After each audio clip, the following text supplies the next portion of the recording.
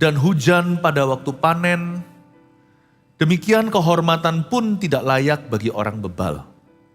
Kadang-kadang kalau baca Amsal, itu cukup perlu renungan. Kita membaca itu kita kira ini hanyalah sajak belaka, puisi. Enggak loh. Di dalamnya ada banyak makna dan signifikan. Kalau kita bisa temukan itu, hidup kita pasti berubah. Saya ulang sekarang, seperti salju di musim panas. Masa salju turun di musim panas itu orang Jawa Tengah bilang kepiye. Kalau Indonesia tiba-tiba salju, banyak orang mati loh.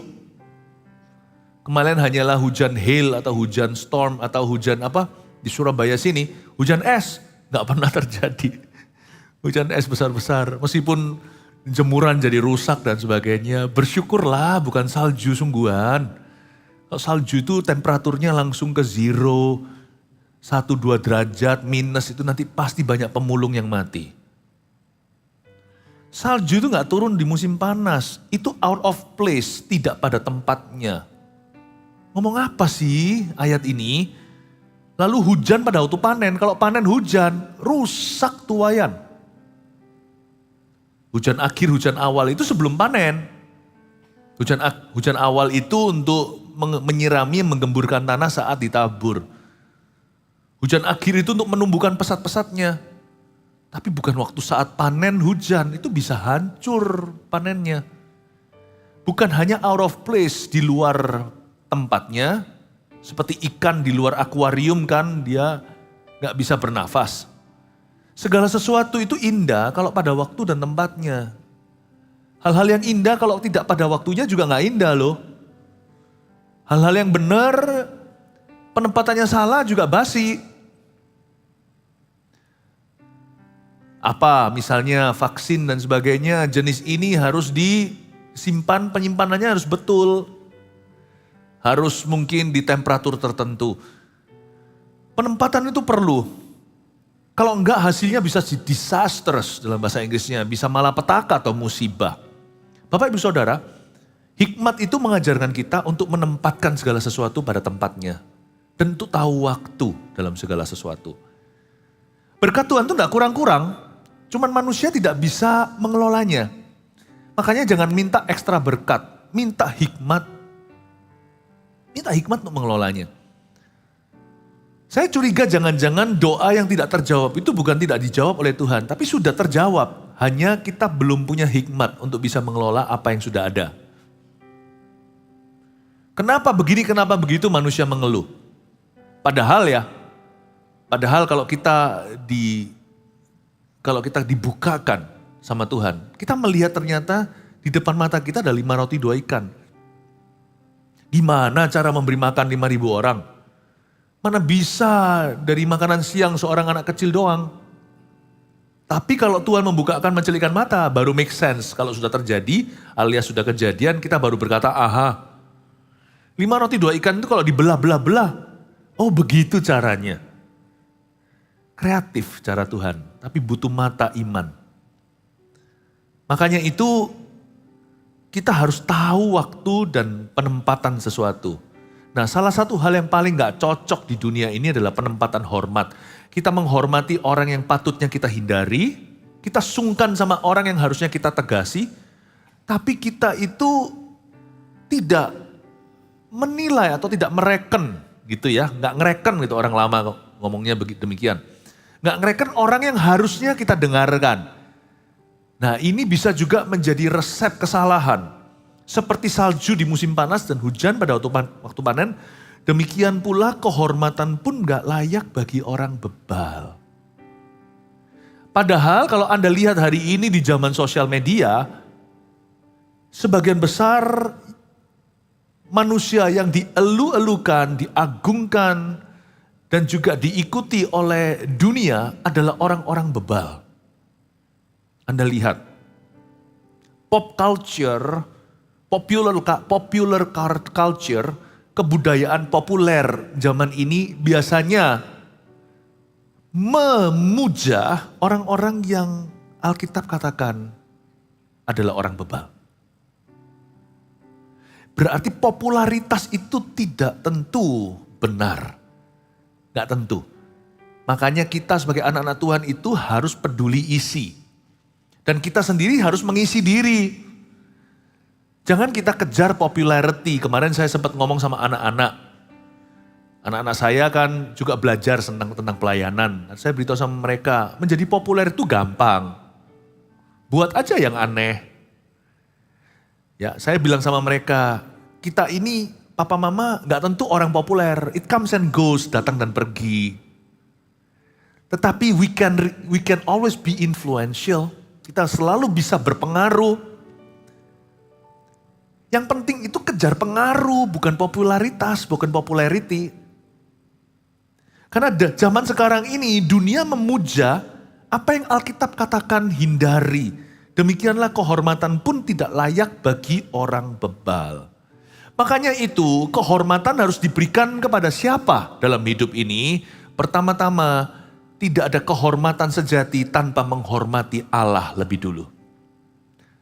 Honor God, itu esensi. Yang kita cari bukan sensasi atau menjadi sensasional. Yang kita cari adalah isi. Kita akan terkejut suatu hari tertegun bahwa apa yang dipuja oleh manusia dihina oleh Allah. Tapi apa yang dihina manusia mungkin akan dipilih oleh Allah.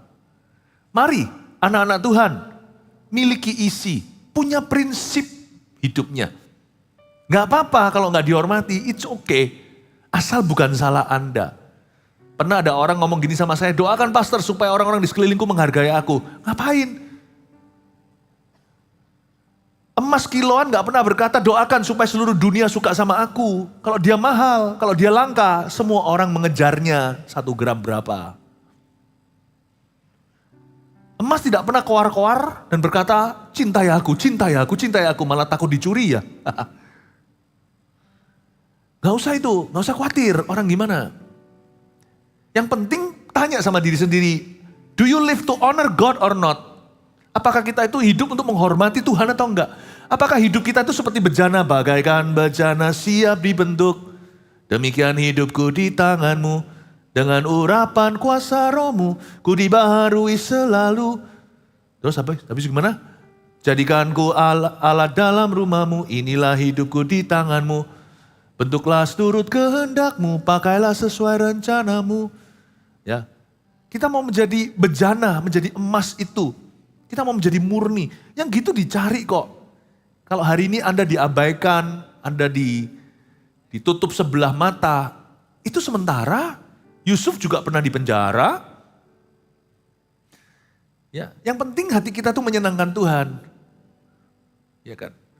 Tuhan, ku mau menyenangkanmu, Tuhan bentuklah hati ini jadi bejana untuk hormatmu, cemerlang bagai emas murni, menyenangkanmu, senangkanmu, hanya itu kerinduanku, menyenangkanmu, senangkanmu, hanya itu kerinduanku, bagai emas murni. Demikianlah kehormatan tidak layak bagi orang bebal. Tapi orang benar gak usah cari hormat manusia. Kalau Allah menghormatinya, cepat lambat itu Bapak Ibu. Promosi tidak datang dari kiri kanan, dari timur barat, tapi datang dari Tuhan. Honor God with your life. Hargai. Lalu kedua, kalau kita mau melihat gini ya, hidup kita itu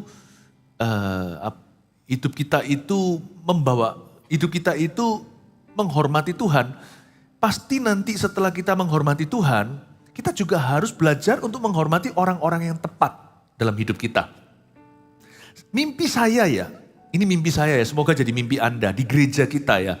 Dengan kita mendidik mereka lewat Army of God Youth Group kita, Youth Ministry. Lewat Eagle Kids kita yaitu Children Ministry atau pelayanan anak-anak yang di luar sana seringkali disebut sekolah minggu. Di sini adalah gereja anak-anak kecil. Nah, kerinduan kami adalah supaya anak-anak Anda, kalau di sini ada yang sudah punya anak, baik anak masih kecil atau remaja, nah, maka kerinduan kami adalah mendidik mereka dalam takut akan Tuhan, supaya suatu hari kalau ditanya siapa role modelmu, siapakah yang menjadi mentormu, siapa yang menjadi idolamu. Kata idola kurang tepat sebenarnya, idola itu dari kata idol atau berhala, tapi ya gak apa-apa, itu bahasa kontemporernya, siapa yang dia look up. Dia itu lihat ke siapa. Semoga jawaban anak-anak Anda adalah papa mamaku. Bolehlah pastornya gitu ya, tapi semoga papa mama dulu. Makanya itu gereja mengajak kerjasama orang tua atau ortu. Makanya dibentuk bukan cuma anak-anak, yang dibentuk ini sekarang papa mamanya di ibadah umum. Anak-anak kami bentuk juga. Tujuannya untuk dikembalikan loh ke Anda. Tujuannya itu. Supaya mereka itu bisa honor their parents. Jangan sampai ya, firman hormati orang tuamu itu ditekankan dari sisi anak. Maka anak itu akan memikul salib untuk lakukan itu. Kalau mereka terpaksa. Paham maksud saya? Tapi ya gimana Alkitab berkata aku harus hormat sama papa mama. Ya memang sih, anak sudah kena skak mati. Dia terpaksa karena firman Tuhan. Janganlah buat ringan. Buat mereka yang merasa terhormat bisa menghormati Anda. Jadilah orang tua yang menginspirasi mereka menjadi teladan.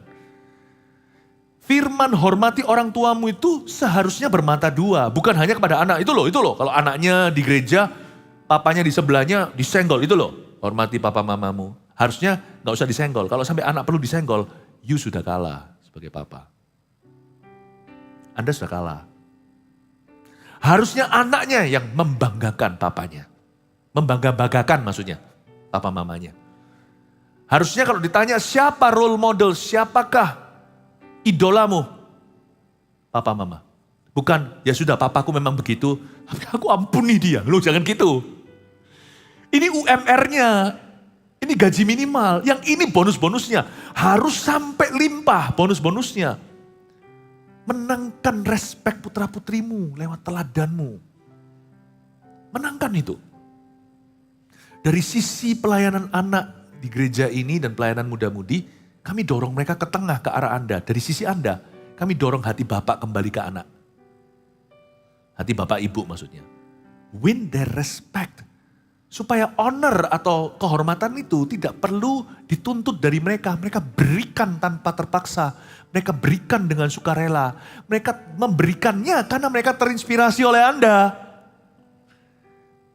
Karena Alkitab tidak pernah ngomong gini loh ya. Kagumi papa mamamu. Alkitab tidak pernah bilang gitu. Karena Alkitab sangat-sangat, Tuhan sangat mengerti, realistis. Bahwa tidak semua orang tua itu menginspirasi, apalagi membanggakan. Tidak semua papa mama itu jadi teladan. Dan tidak semua ayah ibu itu bisa mengagumkan. Bukan berarti tanpa salah ya. Tapi orang tua yang real sama anak-anaknya. Jangan biarkan gelas emosi anakmu itu separuh terisi apalagi kosong sama sekali. Inspire them. Saya punya satu standar dalam hidup ini sekalipun saya pendeta.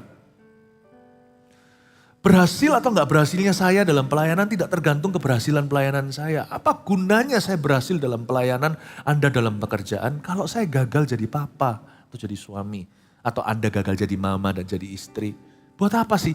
Karena keberhasilanku dalam pelayanan, keberhasilan Anda dalam pekerjaan tidak bisa menjadi substitusi kegagalanmu di rumah.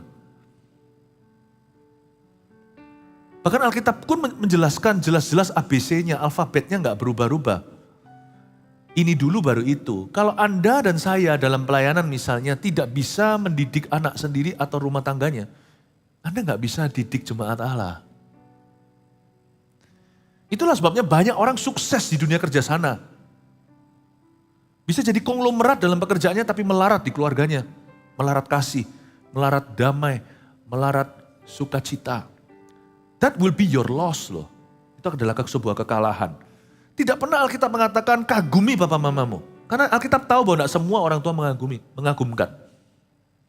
Bahkan tidak ada tertulis kasihilah loh papa mamamu, orang tuamu. Nggak tentu. Kalau seorang ayah yang meninggalkan putrinya dari sejak kecil lalu tiba-tiba nanti sudah dewasa datang dan ngaku-ngaku aku ayahmu, memang betul secara biologi. Alkitab juga tidak akan pernah menyalahkan dia kalau dia tidak mau panggil papa. Panggil gitu. Tentunya kalau sampai dipanggil papa pulih itu betapa indah ya. Tapi nggak tentu harus. Alkitab tidak berkata cintailah papa mamamu. Hormati.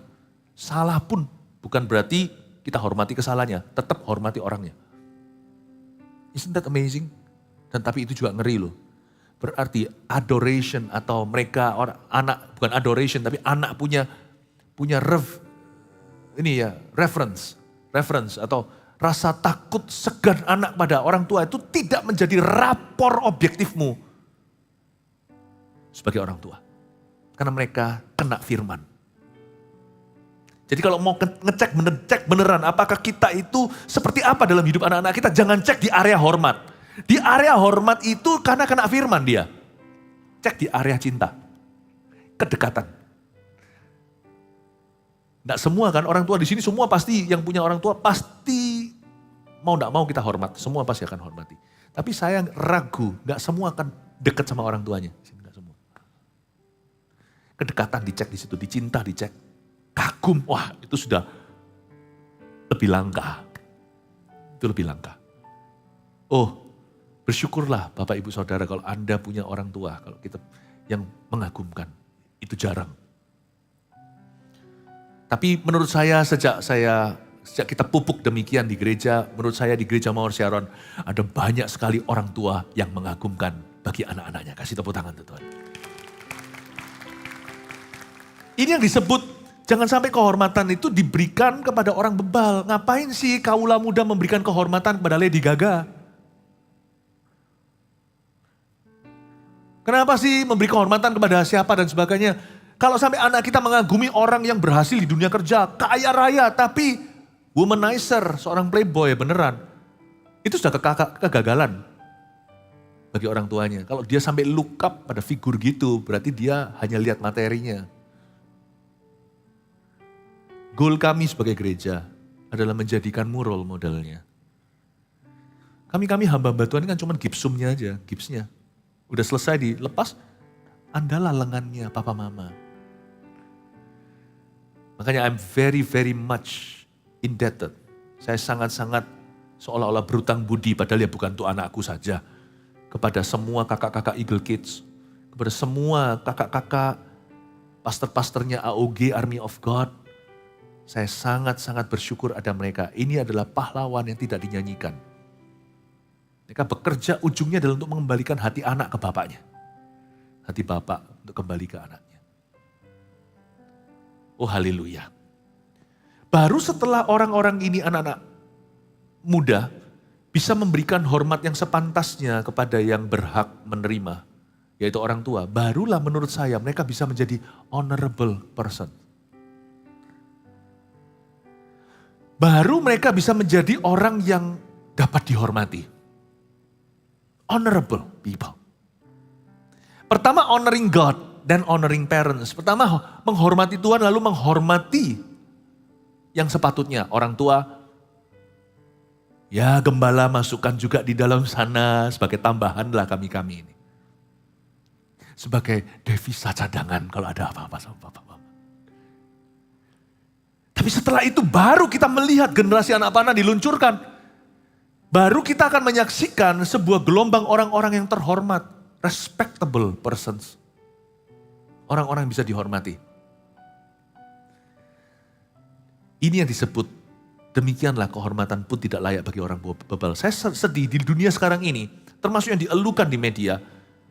Banyak sekali yang merupakan salju di musim panas dan hujan pada waktu panen. People with bad influence but interesting lives. Orang-orang yang punya pengaruh yang buruk tapi kehidupannya menarik sekali. Keeping up with. Siapa? Ya kan? Keeping up with apa? Reality show ini itu.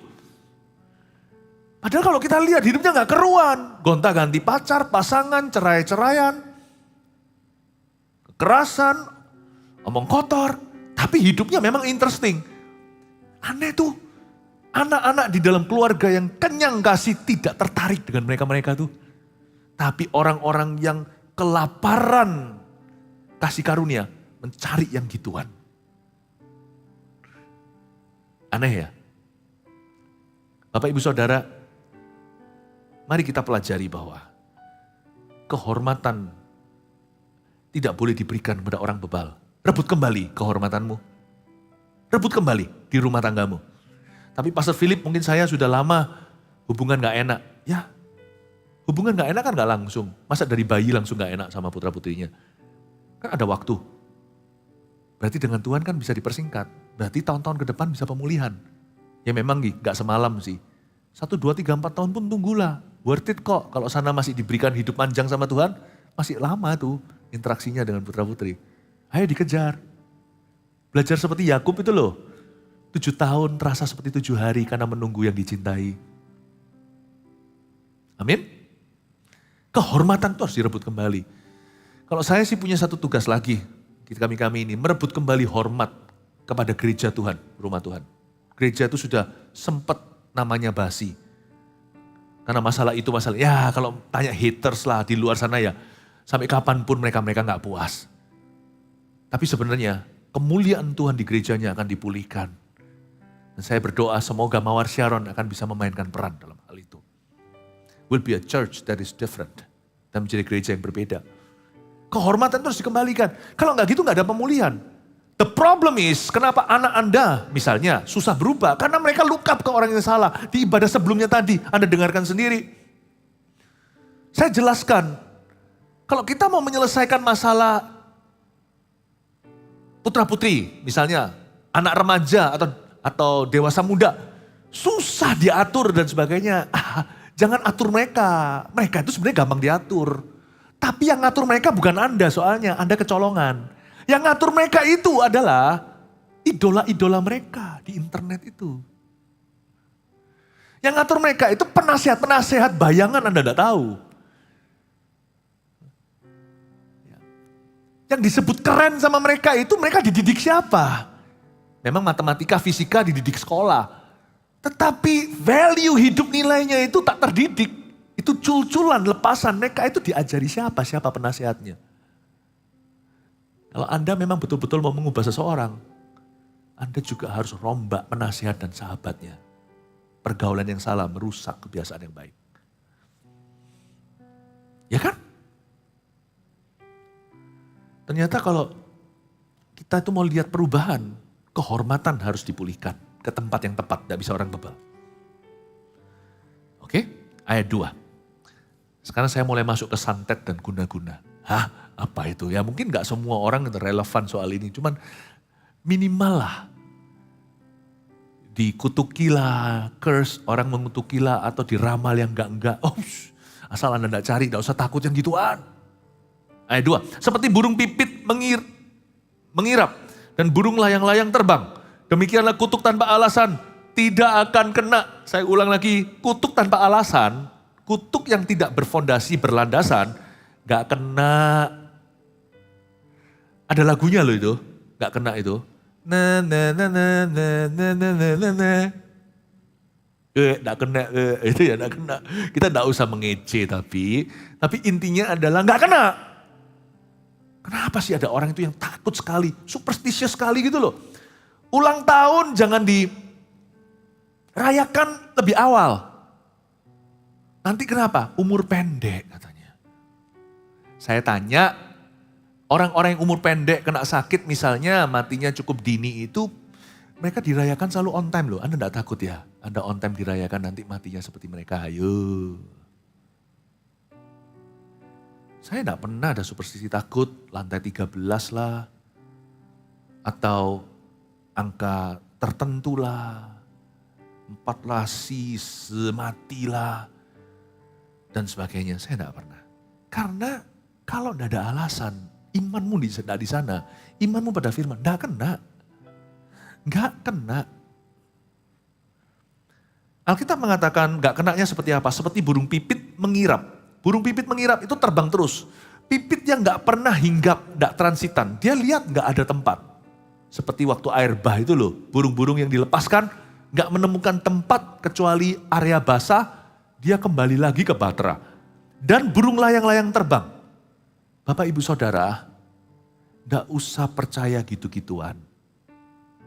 Percaya arah angin, pintunya di mana, taruh kaca. Saya lebih takut dengan dia yang jalan di atas angin dan air.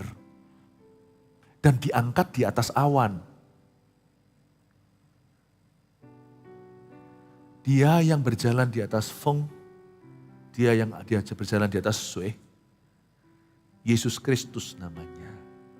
Hidupku bukan berdasarkan angin. Angin, air gak lebih pangkat dari saya. Lebih hebat iya. Dia bisa menenggelamkan. Saya gak bisa kontrol dia. Kecuali lewat doa, Tuhan bisa dengarkan, mengubah cuaca. Tapi dia gak lebih pangkat karena ciptaan Allah yang paling mulia adalah manusia. Saya ini kakak sepupu, kita ini koko sepupunya, sesepuhnya angin dan air. Angin air itu kan ciptaan Allah. Siapa lebih mulia? Manusia dalam gambar dan rupa Allah. Angin dan air kok saya cari nasihat gimana? Saya gak pernah punya kepercayaan gitu. Baik termasuk jika ada orang yang sengaja mau guna-guna atau santet kita, yang mau kerjain kita. Gak kena. Kalau tidak ada 3 celah ini saya buka. 1, tidak ada dosa yang ditekuni dalam hidupmu atau yang tidak ditobati untuk waktu yang cukup lama. Kalau kita menyimpan dosa yang kita tekuni ya, dosa yang profesional kita tekuni terus tidak mau kita tobati, apes-apesan, berarti Anda tidak punya antibody secara rohani. Nah zaman-zaman wabah kalau Anda lemah, kurang vitamin D, K-nya dan sebagainya, kurang zinc-nya misalnya, virus lebih gampang masuk. Tapi orang-orang yang antibodinya kuat bisa kena tapi cepat lalu. Ya konsep itulah pada dasarnya sama secara rohani. Kalau kita itu lagi lemah karena dosa melemahkan, keluar sana. Tergantung kalau kita kena sambar sesuatu ya kena Bapak Ibu. Tapi kalau kita itu kuat dalam kuat kuasa Tuhan, tidak bisa melekat. Mau namanya santet lah, guna-guna lah, dikerjain orang gak bisa. Gak bisa. Ada orang pernah berkata, apa saya ini kena sesuatu ya? Apa anakku kena? Mungkin kena guna-guna ya, bisa begini segalanya. Kalau ada mesbah, dan jikalau orang tua dalam mesbah doa keluarga itu, bukan aktivitasnya, you are the prayer warrior. Gak kena, gak bisa kena. 1 tadi dosa yang ditekuni, 2 jangan coba-coba buka celah dengan konsultasi pada kuasa gelap. Jangan mau diramalkan. Tapi tepat loh pastor, coba dengerin lagi. Semua itu nanti berujung pasti ada celakanya. Kenapa terjadi? Karena Anda beri faith. Faith itu powerful, setan tahu. Faith can move the mountain. Oh dengan tepatnya iman bukan hanya bisa memindahkan gunung, iman juga bisa menimpluk gunung ke kepalamu sendiri. Karena itu jangan kasihkan kepercayaanmu kepada yang lain kecuali pada Tuhan dan firman. Jangan konsultasi pada kuasa gelap. Orang pintar tidak pergi ke orang pintar, paham maksud saya? Orang yang pintar beneran. Karena ketika kita pergi ke situ, kita dibodohi. Pasti kan akan mengganggu. Misalnya kalau Anda ketemu seseorang berkata, 2 tahun lagi ada kematian di keluargamu. Wah, kita gak percaya pun terganggu ya kan. Pikiran kita langsung gundah gulana, gelisah, antisipasi. Jangan-jangan dari antisipasi malah pelan-pelan kita jadikan itu profesi. Nubuatan yang kita genapi sendiri, lalu sungguhan mati. Matinya kenapa? Karena kepikiran. Jatuh sakit dia. Setan itu tidak menentukan hidupmu. Setan hanya bisa mengutuki Anda. Dia tidak bisa menentukan, dia mengutuki. Tapi Pastor Philip kan kadang-kadang kita ini curious ya, rasa ingin tahu. Iya sih, dari nenek moyang kita, Adam dari dulu memang penasaran. Makanya dia ambil dari pohon pengetahuan. Baik gak apa-apa, yang jahat pun mau deh. Pokoknya aku mau tahu. Bahaya loh itu. Tadi di ibadah-ibadah sebelumnya nanti Anda dengarkan sendiri, saya jelaskan. Sebenarnya adalah sebuah berkat untuk kita gak tahu segala sesuatu atau tahu masa depan kita, itu berkat loh. Kalau sampai kita tahu, maka kalau kita tahu apa yang baik, maka kita akan dengarkan sendiri. Kalau kita tahu sesuatu yang buruk, kita akan, Anda dengarkan sendiri, tadi saya sudah kasih sedikit juga di sini. Anda akan kepikiran. Jadi sebenarnya paling enak itu hidup, makanya hidup oleh iman itu kelihatannya gak enak ya. Kita rasanya disuruh percaya tanpa melihat, tapi sebenarnya enak loh. Kalau kita lihat semuanya, segala sesuatu gak enak loh. Saya suka makanan tertentu ya kan, sekarang sih mulai mawas diri karena lu semakin berusia. Tapi saya sekarang kalau kepikiran, dulu itu nikmatnya makan waktu saya makan ngemperan apa gitu. Waktu saya sungguhan lihat cara bikinnya, untung saya nggak tahu. Kalau sampai tahu bukan karena apa, perut Indonesia ini kan menter. Tapi kalau saya sampai tahu, saya bisa muntah loh. Saya bisa sakit perut loh, bukan karena perut, tapi karena pikiran. Thank God I didn't know everything. Puji Tuhan saya tidak tahu apa-apa. Makanya sekarang hidup jadi anak kecil sama jadi orang dewasa, mana lebih enak? Orang dewasa tahu terlalu banyak. Stresnya segini, realitanya segitu. Jadi sebenarnya lebih banyak stresnya. Anak kecil loh, gak tahu. Pada waktu pesawat lagi goyang, gitu semua, papa mamanya ketakutan, anaknya yeay, wih, dikiranya Disneyland. Anak kecil itu stresnya segini, realitanya segitu. Toh cepat lambat dia akan ready. Kalau kita, realitanya cuma segini, yang kita takuti, stresnya segunung. Kita mati bukan karena reality, kita mati bukan karena masalah, kita mati karena pikirannya. Saya kira lebih baik sih kita gak tahu segala sesuatu. Why don't you just trust His promises? Percaya pada janji Tuhan. Asal tidak ada dosa yang Anda tekuni ya. Asal jangan konsultasi pada kuasa kegelapan. Tidak usah cari tahu lah minta diramal. Apalagi yang ngeramal. Janganlah ya. Kalau Anda mau meramal orang, gini dulu boleh ramal saya. Saya tanya dulu, Anda matinya gimana di mana? Beritahu saya, kecuali kalau mau bunuh diri jangan. Itu berarti sudah perencanaan. Ini kan nubuatan. Beritahu dulu, kalau Anda tahu untuk hidupmu, dan ramal aku. Atau lebih tepatnya saya baliklah. Kalau mati kan terlalu jahat, tabu ya. Dulu waktu sebelum lahir, Anda packing nggak? Tahu nggak lahirnya di rumah sakit mana, dapat orang tua mana, bangsa mana? Nggak tahu kan? Diri sendiri nggak bisa cipta, mau coba ciptakan nasib orang lain. Don't even think about it. Jangan meramal. Supaya jangan Anda membuka celah setan masuk di dalam keluargamu. Karena apa yang Anda ramalkan itu akan kembali ke Anda. Lain dengan nubuatan. Nubuatan itu fondasinya firman. Karena ada pengajaran. Tanpa pengajaran jangan menubuatkan. Bahaya. Karena orang akan taruh percaya pada Anda bukan pada sumbernya. Jangan ada dosa yang tekuni, jangan konsultasi, jangan pergi ke situ. Kalau pernah terjadi yang kayak gini gimana ya minta didoakan. Kalau nggak ada gangguan ya sudah. Tapi kalau ada gangguan ekstra berarti perlu ekstra penanganan, perlu pemutusan, perlu pengudusan di rumahnya. Nah di sini ada FLC, Departemen kita Family Life Counseling. Di sini juga ada CG-nya, ada orang-orang yang bisa membantumu. Anda tidak usah perang sendiri ya. Jangan takut, kuasa gelap itu tidak bisa apa-apa kalau Anda tidak buka celah atau buka pintu. Yang ketiga tadi adalah superstisi. Sekali lagi, hati-hati dengan superstisi ya. Percaya ini, percaya itu, percaya ini, percaya itu. Ternyata heran loh, aneh loh. Di dunia ini banyak anak-anak Tuhan, orang Kristen yang mendua hati. Dia percaya Yesus plus-plus. Siapa yang percaya Yesus plus-plus? Berarti dia percaya Yesus minus-minus. Kalau Yesus di plus-plus berarti dia minus. Iya kan? Kalau ada seorang suami ngomong sama istrinya, aku masih butuh perempuan lain. Berarti dengan kata lain, dia berkata, sayangku. Gitu masih sebut sayangku lagi. Sayangku, kamu minus. Makanya perlu ditambal.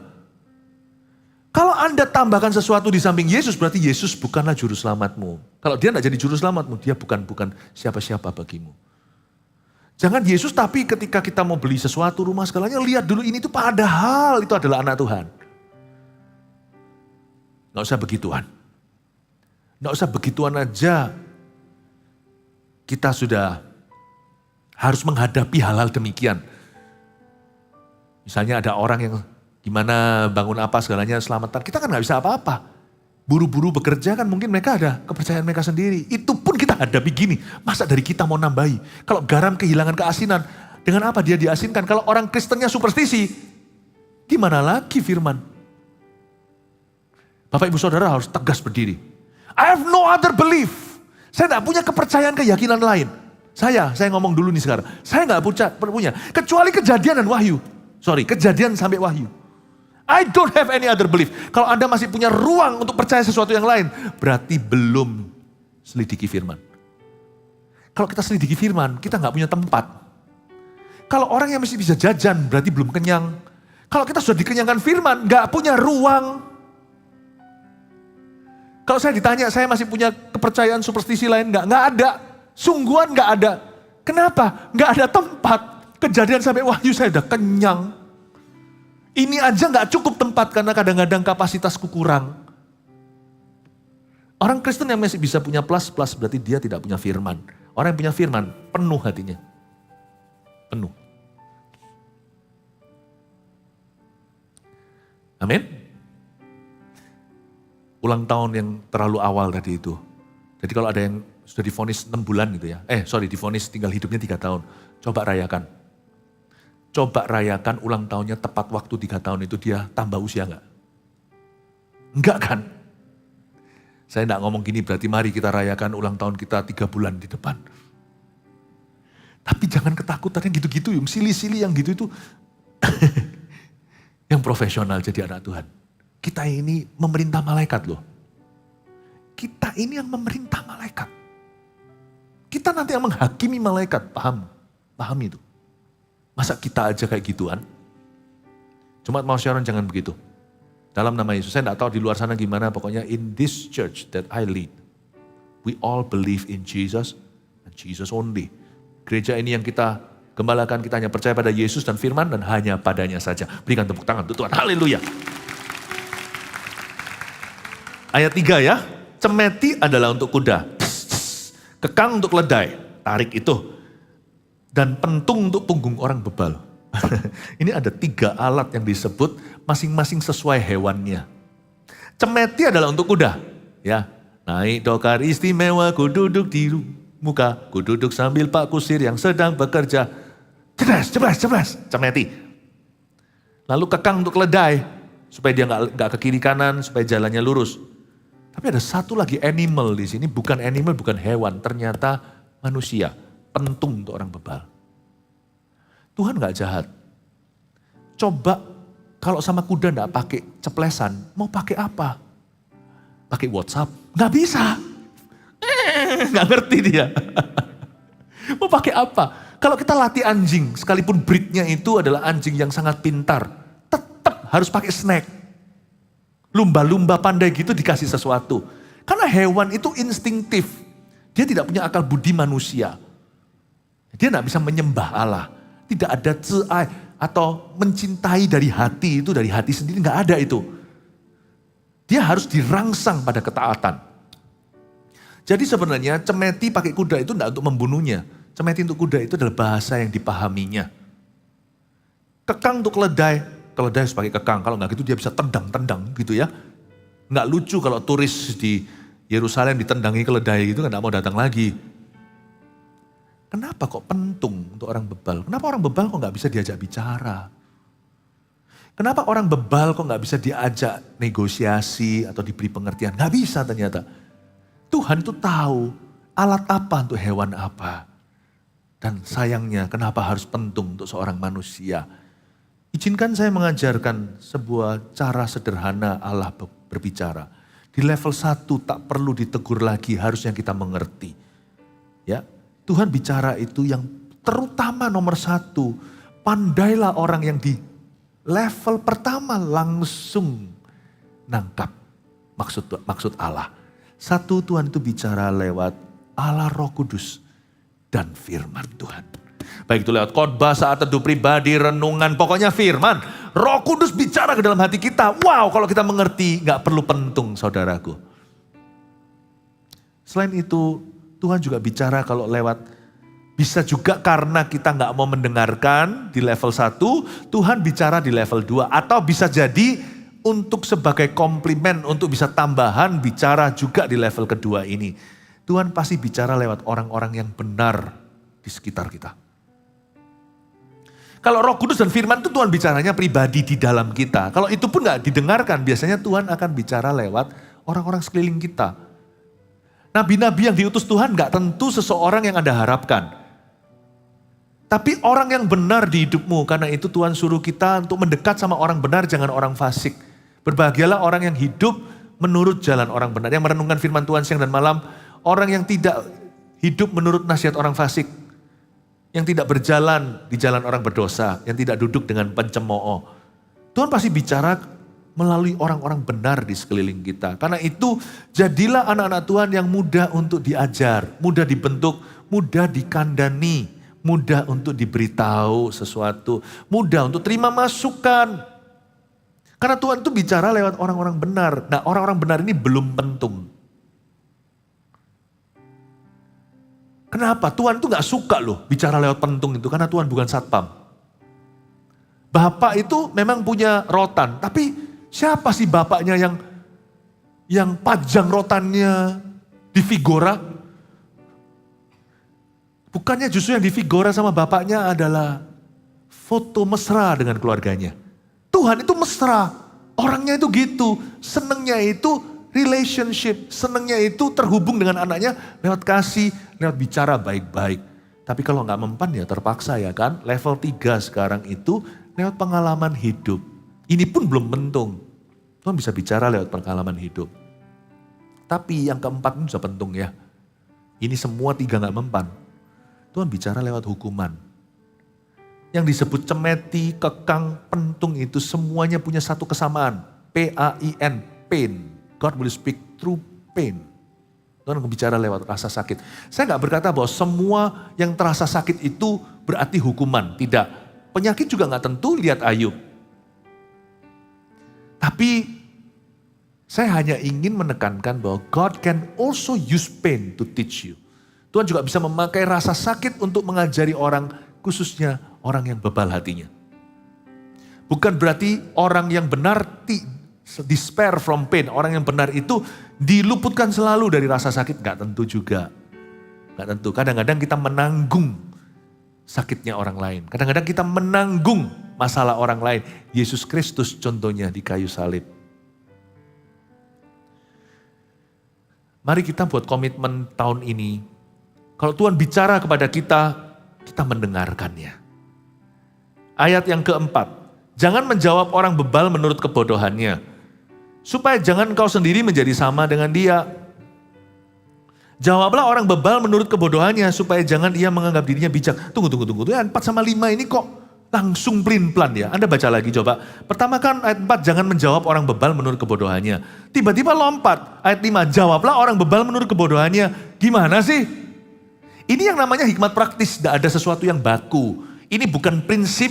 Ini adalah hikmat. Ini bukan prinsip dasar. Tapi ini adalah tahu harus berbuat apa di setiap kondisi yang berbeda. Karena itu penting sekali hikmat praktis untuk hidup sehari-hari itu dilandasi firman yang baku. Kasih, bukan benci, kasihi musuh-musuhmu. Tetapi juga dalam kita mengaplikasikan firman Tuhan dibutuhkan hikmat lagi. Ya, Roh Kudus itu perlu tuntun hati kita, tahu kapan waktunya untuk diam, kapan waktunya angkat bicara. Karena yang disebut orang silence is golden, diam itu emas. Enggak tentu juga kalau orang itu butuh Injil kita diam saja. Berarti dia masuk neraka kita tanggung darah. Tapi kadang-kadang kita itu bicara di posisi yang salah. Misalnya diajak orang debat tentang Tuhan. Wah kita debat ikut emosi. Wah jangan coba jewer anjing yang sedang berkelahi. Ini ayat juga loh di Amsal lagi. Ini di salah satu Amsal bunyinya begitu. Wow, kalau lihat pitbulls lawan Doberman atau Rottweiler lawan Herder, wow, Anda jewer kupingnya, siap-siap putul jarinya. I think dalam waktu itu silence is golden. Nah, saya tidak pernah jawab haters, tidak pernah. Karena it's not my business. You are my responsibility. Bapak ibu saudara, disinilah terjadi percekcokan rumah tangga. Ada waktunya istri hanya mau didengarkan sekalipun mulutnya yang berbicara. Kamu kok gini. Dengarkan saja. Gak semua istri begini ya, by the way istriku gak begitu. Karena salah. Waktunya Anda itu gak bicara. Karena laki-laki pikirannya beda sama perempuan. Laki-laki itu tanya ya harus dijawab. Gak tentu. Di dunia perempuan tidak sama, saya bukan sok tahu, tapi semoga benar ya ibu-ibu. Kadang-kadang yang diinginkan itu hanyalah kita mendengar. Papa, sayangku. Baju hijau atau biru? Coba sambil handphonean gini ya. Terserah. hubungan langsung 1 senti menjauh. Taruh. Dalam hatimu, bedanya apa? Jawaban, tetap dijawab. Jangan langsung biru, itu hijau. Yang lebih parah daripada terserah adalah dijawab, kamu gak lihat kok. Bulu mataku gimana? Bagus? Kamu gak lihat kok. Nah ya kan bisa gitu. Jawablah, taruh, lihat, berpikir seperti seperti patung yang tinker itu loh. Jangan langsung, 5 detik dulu. 1, 2, 3, 4, 5, 6. Ijo, cocok sama kamu kelihatan kurus. Loh, jangan komentar berlebihan. Emangnya aku gendut ya? Besok diet setengah mati. Salah, cowok itu memang banyak bicara kalau kita tuh gak hati-hati. Bilang ijo, bagus ini. Lihat ya, 9 dari 10 kali dia pilih biru.